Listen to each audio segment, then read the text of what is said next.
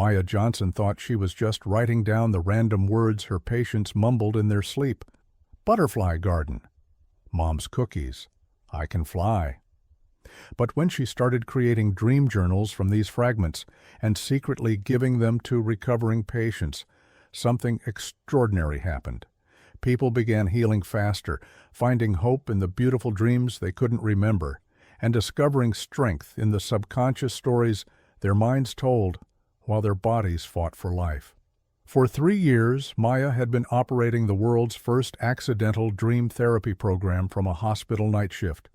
And when Ellen discovered her secret, she would learn that sometimes the most powerful medicine comes not from what we remember, but from what we forget we dreamed. The studio was filled with mystical energy as Ellen finished her opening dance to Dreams by Fleetwood Mac, the song choice seeming almost intentional given what was about to unfold.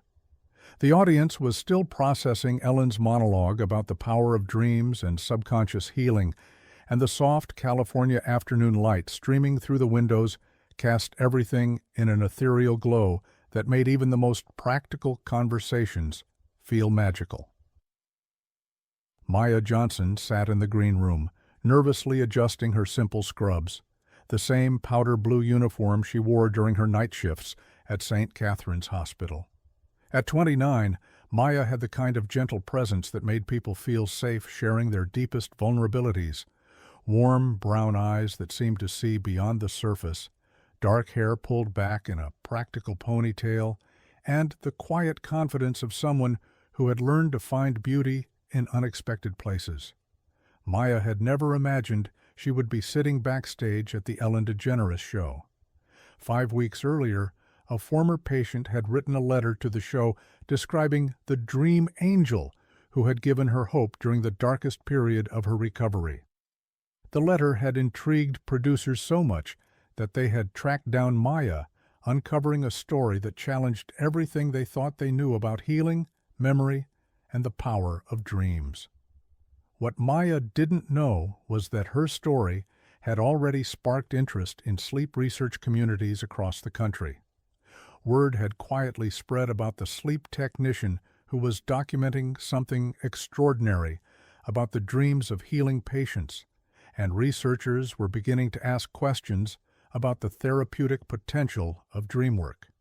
Maya Johnson, you're ready in 5 minutes, a production assistant announced. Maya took a deep breath, touched the small dream journal she kept in her pocket, filled with beautiful fragments from patients who had trusted her with their subconscious stories, and followed the assistant toward the stage. Ellen's introduction was warm and mysterious. My next guest works the night shift at a hospital, but she's discovered something incredible about what happens when we sleep. For 3 years, she's been secretly documenting her patients' dreams and turning them into something that might just be revolutionizing how we think about healing. Please welcome Maya Johnson. The audience applauded as Maya walked onto the stage, her quiet confidence evident, but her humility unmistakable. Ellen greeted her with her signature hug and immediately sensed the unique combination of scientific curiosity and artistic sensitivity radiating from this remarkable woman. Maya, thank you for being here, Ellen said, as they settled onto the familiar white couch. You work as a sleep technician at St. Catherine's Hospital. Tell me what that involves. Maya's face lit up as she began talking about her work. I monitor patients' sleep patterns during recovery, especially those dealing with trauma, major surgeries, or long-term illnesses. Part of my job is observing REM cycles, brain activity, and ensuring patients get the restorative sleep they need for healing. Ellen leaned forward with interest. That sounds like important medical work, but I understand you've discovered something unexpected during your night shifts. Maya's expression grew more thoughtful. Yes, and it started completely by accident. During deep sleep, many patients talk, mumble, or express fragments of what they're dreaming. Initially, I was just noting these vocalizations as part of their sleep data. Ellen could sense this was leading somewhere significant. What kind of things were they saying? Beautiful things, Maya said, her voice growing warmer Patients dealing with cancer would dream about flying through gardens. Someone recovering from a car accident would dream about dancing at their daughter's wedding. A veteran with PTSD would dream about peaceful rivers and childhood fishing trips with his grandfather. The studio had grown noticeably quieter as the audience was drawn into Maya's description of these dream fragments. "Maya, what made you start paying closer attention to these dreams?" Ellen asked gently. "I noticed a pattern," Maya explained. The patients who verbalized positive, hopeful dreams during sleep seemed to recover faster and maintain better emotional states during their healing process. But when they woke up, most of them couldn't remember their dreams. Ellen was fascinated. So they were having beautiful, healing dreams, but couldn't access them consciously. "Exactly," Maya confirmed. "And I thought, what if they could? What if patients could remember the hope and beauty their subconscious minds were creating during sleep?" Ellen leaned forward with anticipation. "What did you do with that thought?" Maya looked slightly embarrassed. "I started writing down the dream fragments I overheard. Not just clinical notes, but actual journals. I would capture the words, the emotions, the imagery patients expressed during their dreams." The audience was completely captivated by this unique form of care. "And then what?" Ellen encouraged. "I started creating personalized dream journals for patients," Maya admitted. "Before they were discharged, I would give them a small book containing all the beautiful dreams they had shared during sleep but couldn't remember." Ellen was amazed. "Maya, that's incredible. How did patients react to receiving these dream journals?"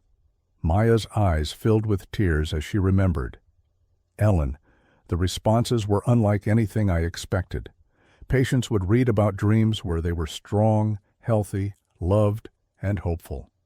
Many said it gave them strength to continue fighting, reminded them that even while their bodies were healing, their spirits were creating beauty." Ellen was already emotional. "Can you give me a specific example?" Maya reached into her pocket and pulled out a small journal. This belonged to Margaret, a 67-year-old woman recovering from a stroke. She was depressed, felt like a burden to her family, and had lost hope about her recovery. Maya opened the journal and began reading. Margaret dreamed she was teaching her granddaughter to bake cookies, her hands steady and strong. She dreamed about dancing at her grandson's graduation, moving gracefully across the floor. She dreamed about painting watercolors in a sunlit garden, creating beauty with restored coordination. Ellen was crying now. "What happened when you gave Margaret this journal?" "She read it and started crying," Maya said. "She told me she had forgotten that her mind still believed in her recovery, even when her conscious thoughts didn't.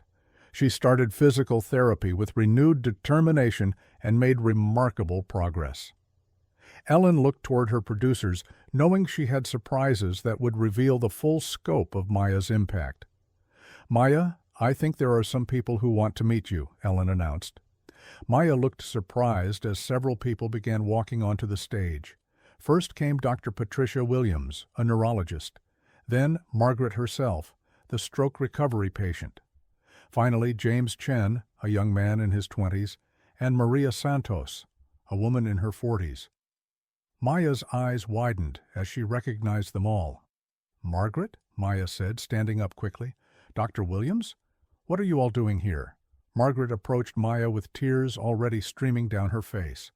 "Maya, I had to come thank you in person. Your dream journal changed my entire recovery."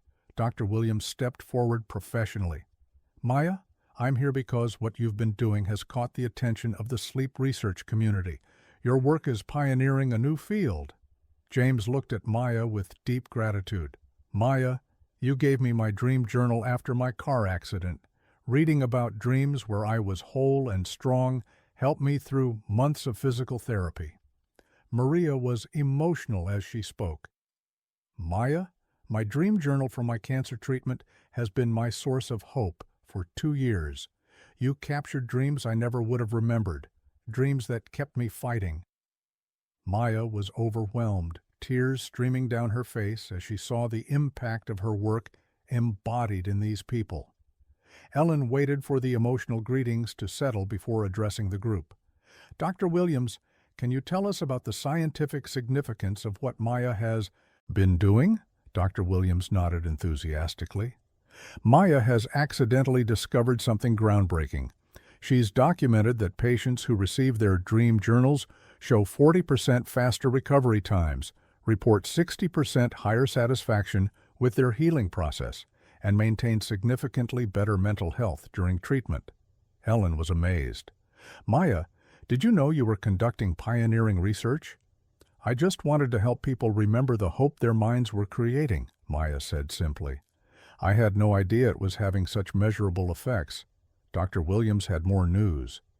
Maya, what you've developed is being studied as a new form of dream therapy. Major sleep research centers want to replicate your methods. Ellen reached into her desk and pulled out a folder. Maya, while preparing for this show, we discovered something incredible about your dream journals. She opened the folder and began sharing statistics. In 3 years, you've created over 800 personalized dream journals. Follow-up studies show that 94% of patients who received journals report improved emotional well-being, and 87% say the journals played a significant role in their recovery motivation. Maya was staring at Ellen in disbelief. Someone has been tracking all of this. We have, Ellen confirmed. Maya, you've accidentally created the first systematic dream therapy program in modern medicine. But Ellen had one more surprise that would validate Maya's instinctive understanding of healing. Maya, there's someone else here who wants to meet you, Ellen announced. Dr. Sarah Martinez, director of the International Association for the Study of Dreams, walked onto the stage. Maya's eyes widened as she recognized the leading researcher whose work had inspired her initial interest in dreams. Dr. Martinez, Maya said, standing up, I can't believe you're here. Dr. Martinez approached Maya with professional admiration. Maya, I'm here because you've accomplished something that dream researchers have been trying to achieve for decades. You've proven that dream content can be therapeutically beneficial when properly documented and shared. Maya was speechless. I was just following my intuition about what might help patients. That intuition was scientifically sound, Dr. Martinez confirmed. Your method of capturing and returning dream content to patients is revolutionary. Ellen was fascinated by the validation Maya was receiving. Dr. Martinez, what makes Maya's approach so special? Maya discovered that dreams during illness and recovery are particularly rich with healing imagery, Dr. Martinez explained. By capturing and returning these dreams to patients, she's given them access to their own subconscious healing resources.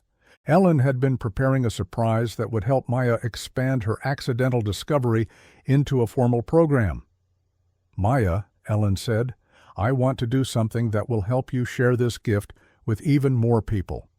She reached into her desk and pulled out an envelope.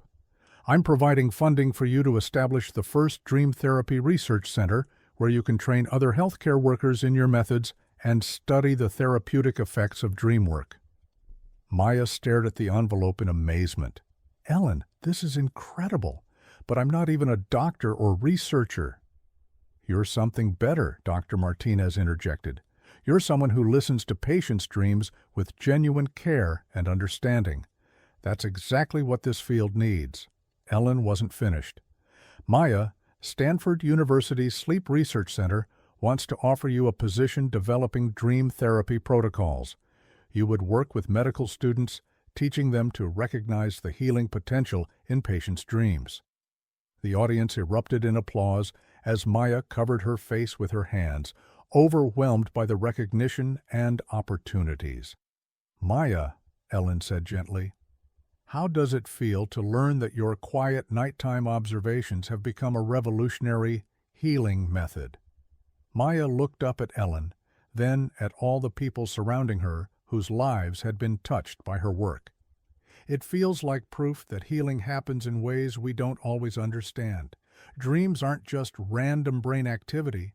They're our minds creating hope when our bodies need it most. Margaret stepped forward. Maya, because of you, I learned that even when I felt hopeless, my dreams were planning my recovery. James nodded. Maya, you showed me that my subconscious mind never stopped believing in my healing, even when I did. Ellen had one final surprise that would help Maya understand the broader implications of her work. Maya, Dr. Martinez has something else to tell you, Ellen announced. Dr. Martinez smiled. Maya, the International Association for the Study of Dreams wants to name the therapeutic method you developed the Johnson Protocol in your honor. Maya was overwhelmed by this recognition. I just wanted to give patients back the beautiful dreams they were losing. And in doing so, you gave them back their hope, Ellen replied. 6 months later, Ellen visited the Maya Johnson Dream Therapy Research Center at Stanford, where Maya was training healthcare workers from around the country in dream documentation and therapeutic dream sharing. The center had become a model for integrating dream work into medical treatment. Any regrets about leaving your quiet night shift to become a public figure in dream research? Ellen asked, as they watched Maya teach a group of medical students how to listen for healing imagery in patients' dreams. Maya smiled, looking at a wall displaying hundreds of thank you letters from patients who had received dream journals. None. I learned that some gifts are meant to be shared, not kept secret. These dreams belong to the patients. I was just the messenger. And the research? It's confirming what I always suspected, Maya replied. Dreams aren't just entertainment for our sleeping minds.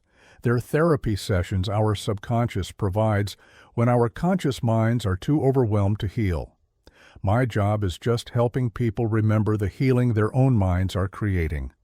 Because sometimes the most profound medical breakthroughs come not from laboratories, but from someone who simply pays attention to the beauty people create when they think no one is listening. Sometimes the most powerful medicine is remembering the hope we dream when we forget to despair. And sometimes healing happens not because we fix what's broken, but because we remember what was never damaged in the first place.